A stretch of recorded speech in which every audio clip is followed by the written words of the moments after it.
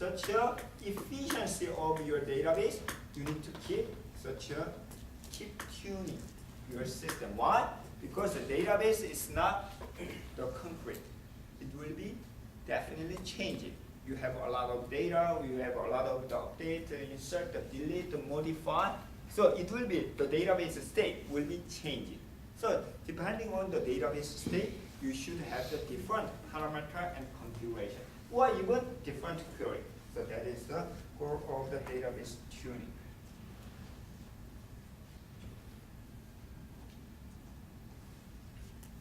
However, database tuning is not easy.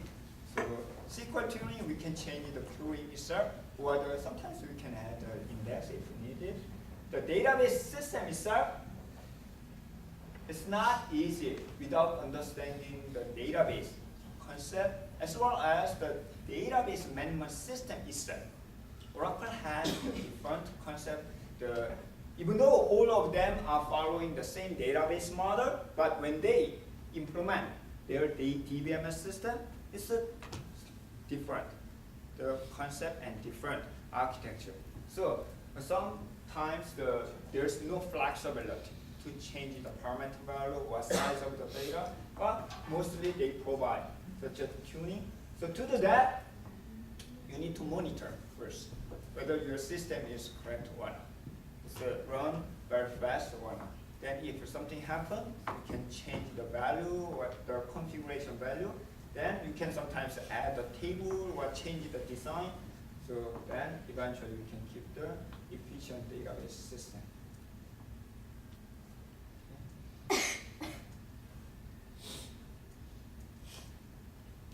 Okay, so I'm going to finish the database design part. Any question? So there's not actually,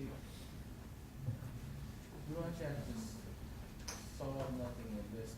Right? Yeah, so actually it's very hard to how to tune up. So I just overview of the tuning itself, okay? So you just have to know the logic of No. So based on the knowledge so far that we have discussed, then we can actually, this is just an overview of the database tuning.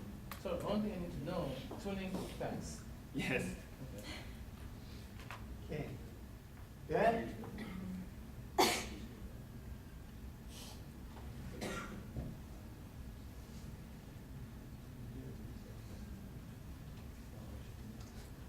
so next topic is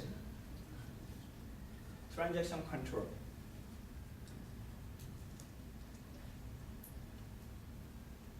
Long time ago, the SQL Server.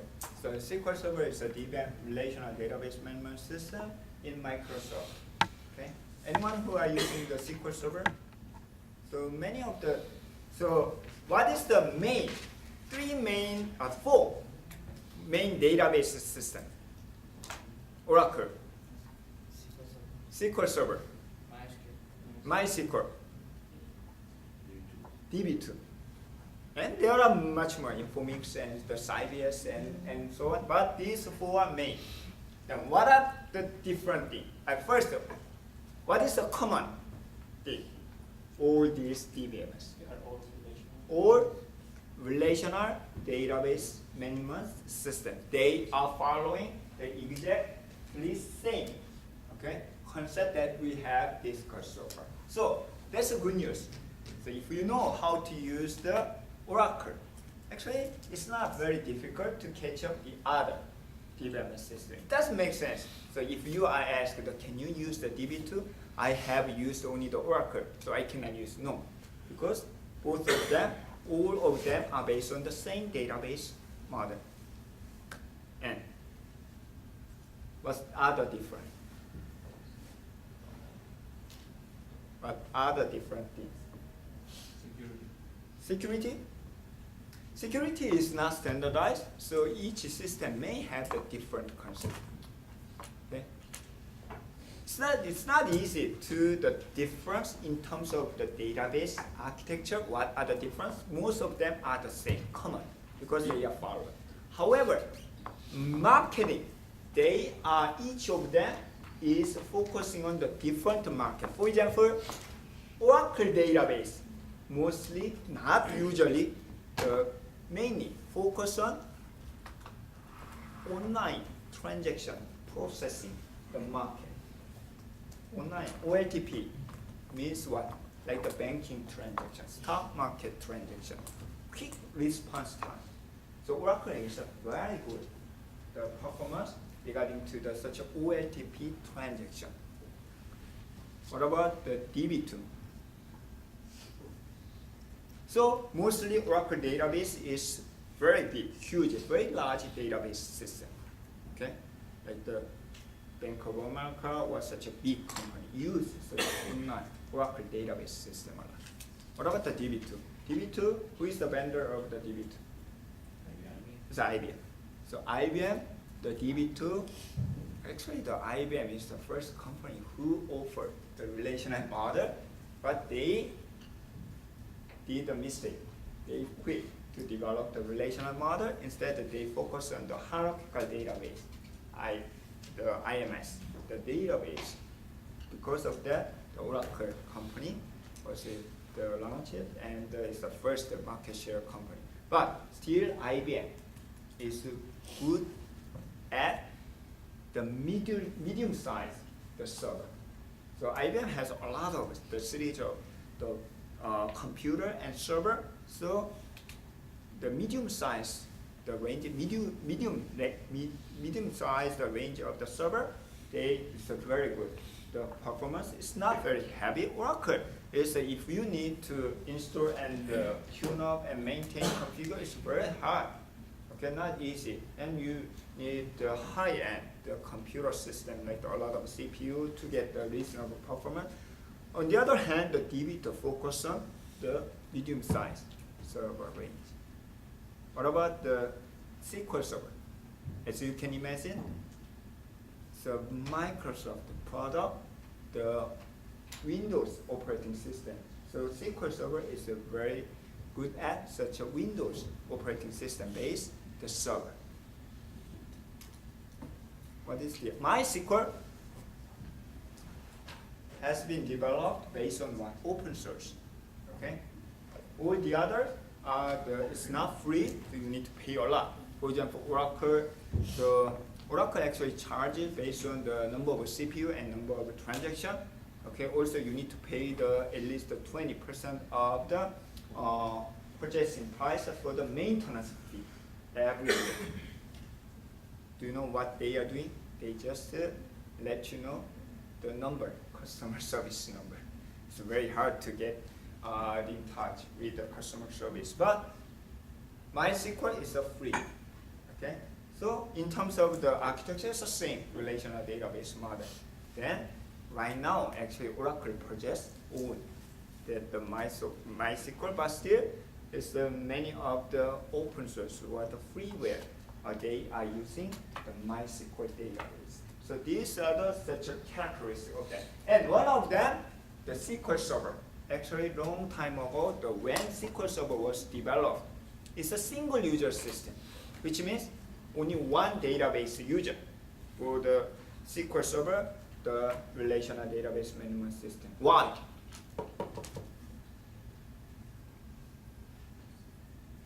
As I said, SQL Server is good at Windows-based operating system. Windows operating system. Windows operating system, Microsoft Windows operating system, focus on single user. Right now, they said that they support the multi-user, definitely transaction control, whatever, but Windows 3.1, Windows 95, Windows XP is for single user system, so they don't have to worry about the multi-user.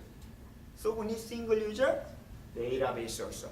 But from the Windows NT, they support multi-user system, right? Then what will be the problem in the Microsoft the SQL Server? There might be synchronization problem. So if the many users access the same time, the database, it's the same thing in operating system. The shared database is the system itself should be shared by multi-user. If operating system allow the multi-user access, there might be, what if the one data is accessed by the user A, but user B try to access the data. So that is the problem of the transaction control. So at that time, Microsoft purchased the transaction module from the Sybase. Sybase is another, the relational database management system. Many of the researchers in database community said the Sybase is one of the best relational database management system in terms of architecture. According to the algorithm that we have discussed, it's one of the best one. But they said such a the transaction control. So in this chapter, we are going to talk about such a transaction management, how to support the multi-user. Okay. So single user system, we don't have to worry about such a transaction control. However, most of the systems support the multi-user, so that is the problem of the concurrency control. Concurrently, whether we can access the data concurrently or not. There's a huge difference, single user and multi-user. What about the MS Word? Can you open the same file at the same time, the 2 window, 3 window? No. Second, third will be read-only. Or you need to save the name as different name. Why? If you allow the multi-user, multi-transaction, multi-window to open the same file, we cannot guarantee what will be the final output. That is a synchronization problem. So in multi-user system, definitely we need to control the concurrency. That is a huge problem. So to do that, database solves such a the concurrency problem as the transaction. How many of you guys never heard about the transaction? Which means everybody knows what is a transaction. Have you ever think about what is a transaction? Things. Bank. That's the example of the transaction. Then, what is a transaction? What is the difference from the operation? What kind of operation did you learn in your operating system class? So you can read the data, you can write the data. Basically, it's a read and write, right? What about the transaction? The read and write, we cannot guarantee what? The output of the data. That's the synchronization problem. How did you solve the synchronization problem in operating system? How many of you are taking the operating system class? I think that you are taking. How did you solve the problem of the synchronization? Thread? Sorting? Long. In broad view, it's a lot, but actually, semaphore is the example solution. Example of the solution. Critical section problem. Do you remember that each process has their own critical section? If you do not understand, don't worry. We will discuss in the operating system class. So we have the critical section. So in this critical section, we can update, modify the data. The problem, only one process can access such a critical section, right? So we solve the problem, such a concurrency control problem in the operating system using the critical section problem. To solve that, to implement such a critical section problem, we can consider law, we can consider semaphore, we can consider hardware solution, something solution, a lot of solution we have discussed, right? What about the database? Basically same idea, but it's a slightly different. So database require what kind of the operation? It's the same thing. It need read and write the data. Two main operation, read and write. When you submit the SQL, how many times of read, how many times of write? Only one? No, it's a lot of read and write will be happen in your database, right? So for example, when I insert table, the insert into employee and new employee, but at the same time somebody update the data, okay? So for example, when you insert the data, the only one data, one block will be updated. No, there might be a lot of the block which will be updated or modified, even read the data. So we cannot use such a critical section problem in the database because it happens a lot. Instead, we are going to use transaction. So transaction is a group of operations.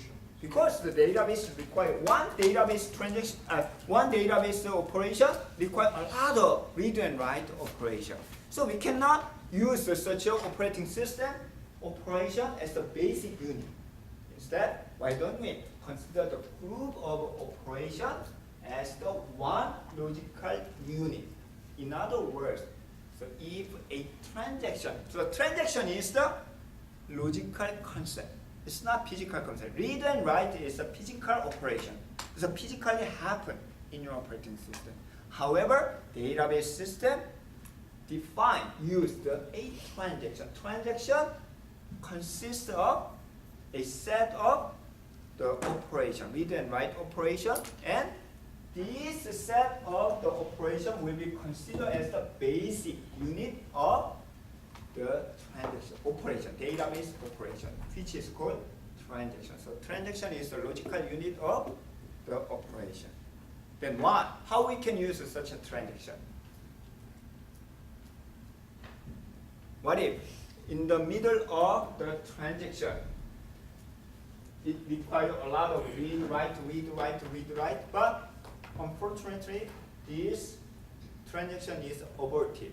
Then all changes so far will be aborted. Okay, go back. Okay, until all operation in one transaction is completed, this transaction is not complete. So that is a transaction. Even operating system use such a concept of transaction. So what is a transaction? So transaction is the logical unit of the database processing that consists of a number of the operations.